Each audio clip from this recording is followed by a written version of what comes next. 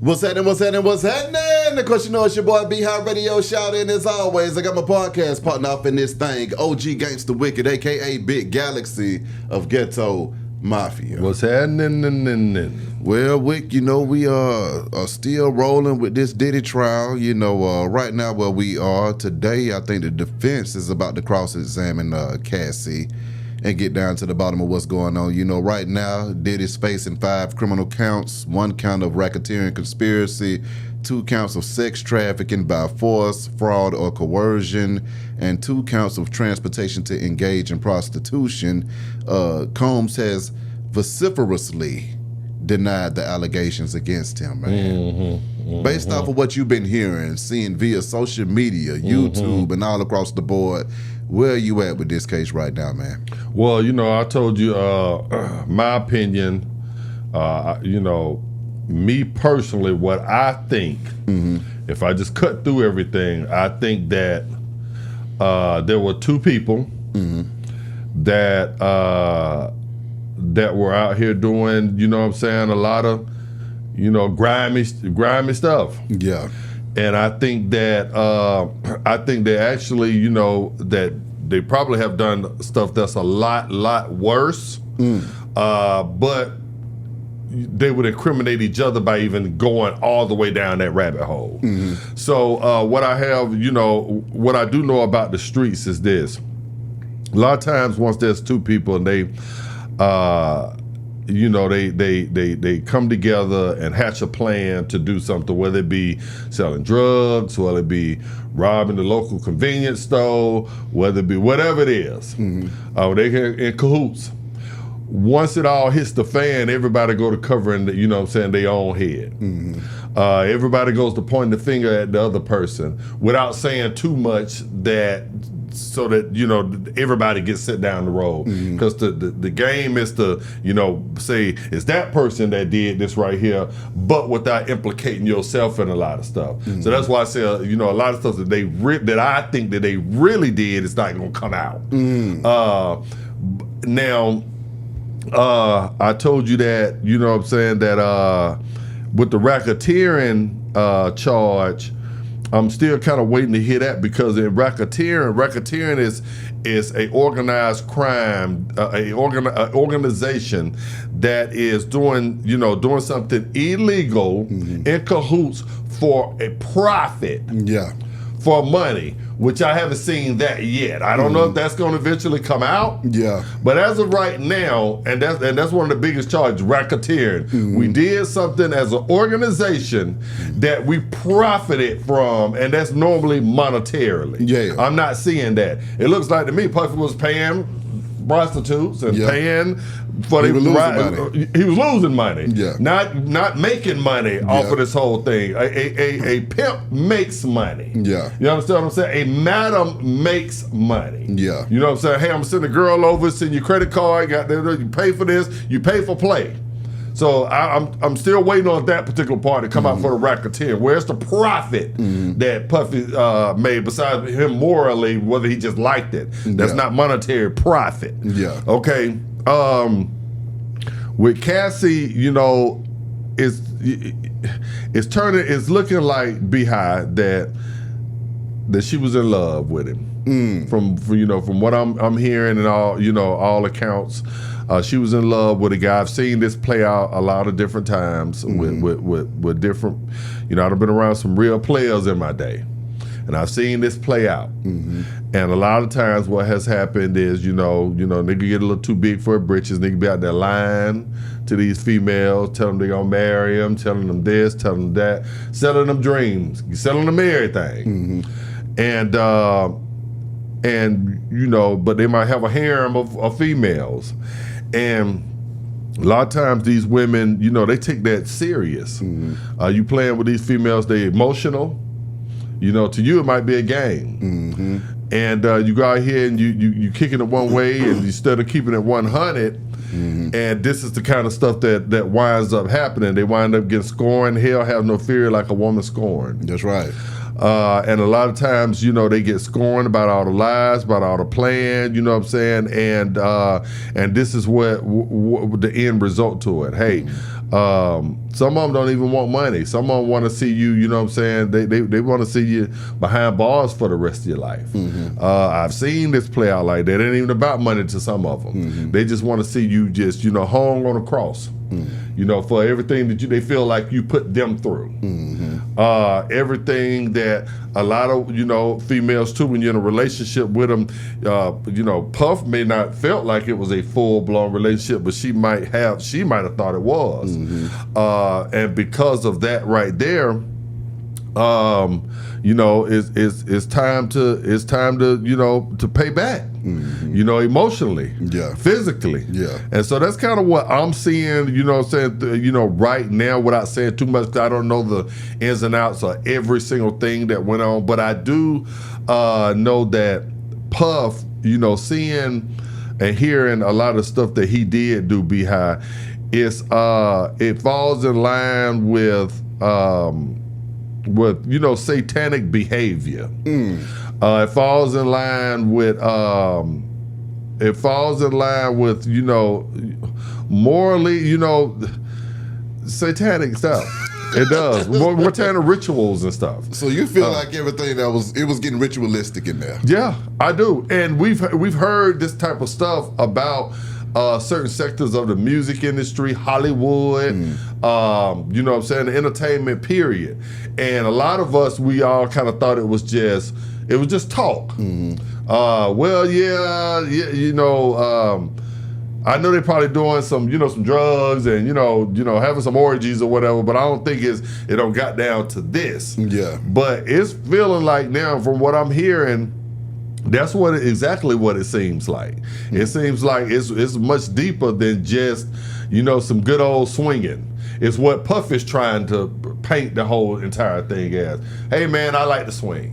I'm a player. You know what I'm saying? She mistook my advances. You know, that's on her. But it's not seeming like that. And like I said, me listening to both of them, this is just what I think. Me listening to both of them, it seems like they both can't really say a lot of those ritual things because they'll land both of them in prison. I think it's a lot deeper than just a little swinging here, there, doing a little cocaine, you know, some homosexual things.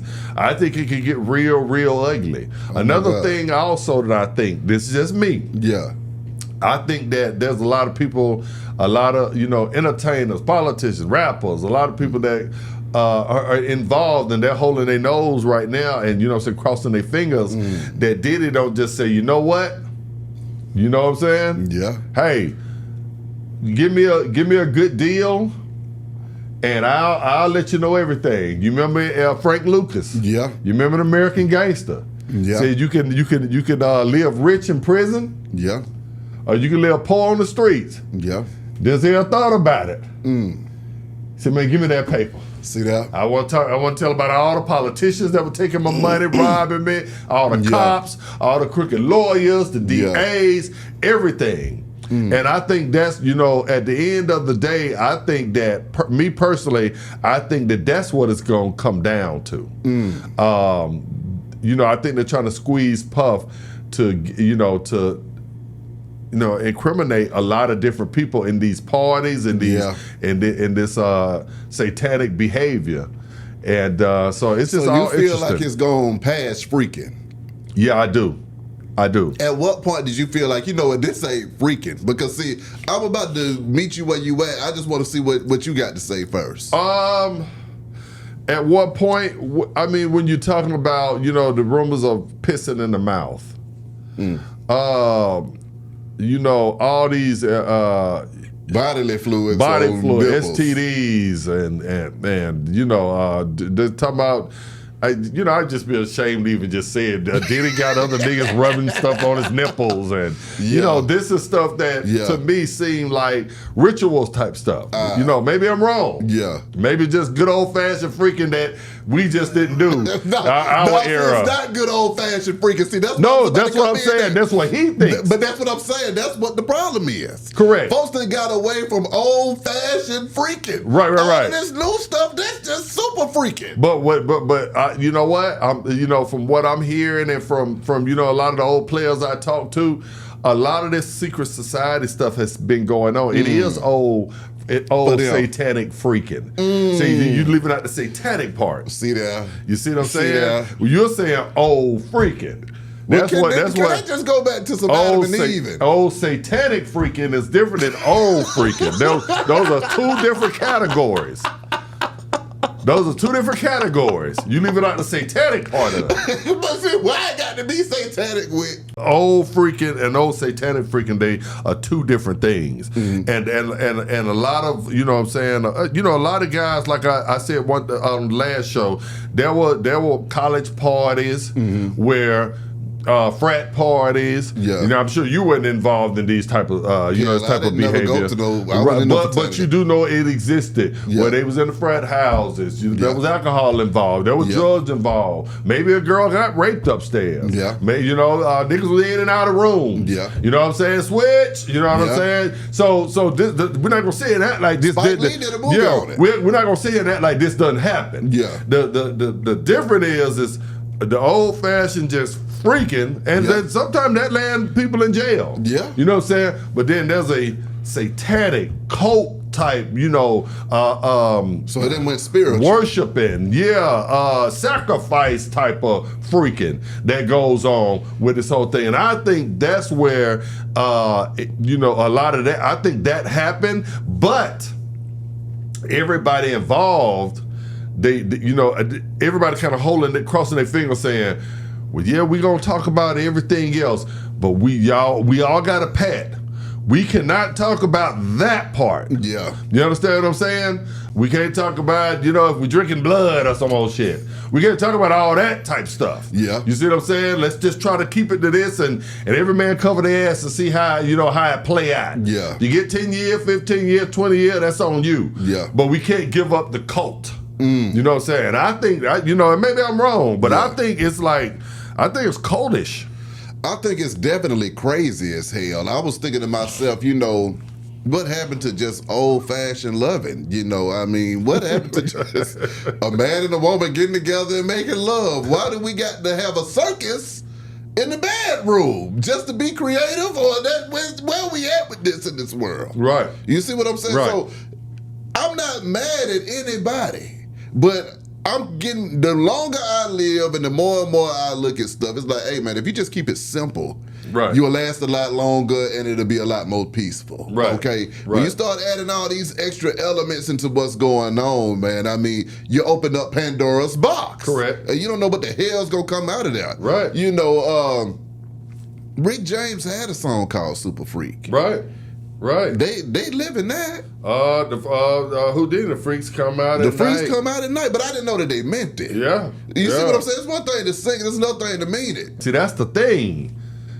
I believe it's a society of them. See, that's what's interesting. I believe it's a society of them. And it may come out, big guy. It may be a lot of people. We've already seen pastors that have stepped down. Mm-hmm. We already seen politicians that don't, low undercover at night don't resign. Yeah, CEOs doing the same thing. CEOs, you see what I'm saying? Mm-hmm. Movie execs. Yeah. You see what I'm saying? So I think that it's gonna get real ugly.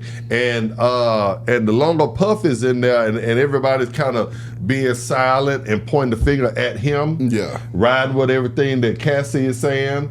I think that, there's a chance that Puff say, okay, y'all ain't gonna play? Mm-hmm. Okay, well look, you know what I'm saying? Like I said, New Jack City, man, I'm bringing down everybody. See that? So that's kind of where I think that it's going now. To my ending thoughts on this Beehive is that, there are a lot of, there are gonna be a lot of females. Mm-hmm. I don't talk to females. I see the difference when you post something, whether it's men coming or whether it's female coming. Mm-hmm. It's already down the middle. Yeah. Females always think that they, Cassie come out talking about, they say, well, why did you stay with him? Why were you doing a lot of stuff you were doing? Well, I was only 22 years old, and I was being manipulated and played and, coerced. Nigga, at 22 years old, you could not coerce me to do nothing immoral that I didn't do. Yeah. You understand what I'm saying? Yeah. If you at 22 years old, I'm not going to be in a room full of men with their wood out. Come on. You understand what I'm saying? That ain't nobody cohort. If you was in there 22 years old in a room full of men with their wood out, that's where you wanted to be. That's what you knew what was going on. Ain't nobody coerced you into that. Yeah. You understand what I'm saying? Ain't nobody going to coerce me into coming across the Mexican border with 100 keys of heroin, when I know the death penalty is on the line, you know what I'm saying, if I get caught for that. Yeah. There ain't no coercing. Yeah. You know what I'm saying? Coercing, whatever the word is. With you. So, I do see a lot of the women that's they go-to thing, you know what I'm saying? They were in love, they were coerced into doing something that they didn't want to do. And like I told you, I think that that kindred spirits, they always wind up getting together. I think that there was a lot of stuff that they had in common. A lot of the relationship also, there were things that they saw differently. They viewed it differently. But I think that a lot of times these couples get together, and Rick James and Tina Marie. Yeah. Tina Marie was to come out. Came out now. Well, Rick James was making me do the crack bend, making me burn the girls on the titties, and making me. No, y'all was all getting high together. Sometimes you fired a crack up. Sometimes he fired it. Sometimes you brought the crack to the party. Sometimes Rick brought it. Sometimes you brought the girls. Sometimes Rick brought the girl. Sometimes you drugged her. Sometimes Rick drugged her. Sometimes y'all drugged her together. That's what I think was going on. But like I said, anytime, it go back to just the hood shit. When everybody get caught, we went up in the bank together. But I didn't know how you were gonna go in there and shoot the security guard and kill him. Yeah. That ain't what I wasn't doing that right there. Yeah. Now when the police got me in the other room, well, I just B-House said he was gonna take me to the store. Yep. And then we get to the thing that all of a sudden, he's a mean guy, by the way. You didn't really know how he was. Yeah, I've been knowing B-House for 40 years. Yeah, we got locked up together before. But this time right here, I wasn't doing that. And he had a gun. I was scared. Yeah. So, he was like, you coming up in here with me. Yeah. You know what I'm saying? And I went up in a bank with him 5 other times that y'all got us on camera for. But that's because I was scared. That's right. And then he done shot the police up in there, and I'm telling everything. I'm being it all. I was coerced. See that? So that's how it goes all the time. When shit hits the fan, everybody go and start covering their ass and pointing the finger. There was the other person, and I was the innocent person in this. And I don't think Cassie or Puffy was innocent. I think they were both homosexuals, and I think they both goddamn was they knew what the wink wink. They both knew. I think sometimes she was drugging stuff. I thought sometimes he was drugging stuff. I think he was doing that. I think she was doing that. I think he was getting nutted on. She was getting nutted on. Everybody was just having a grand old time. Now it don't hit the fan.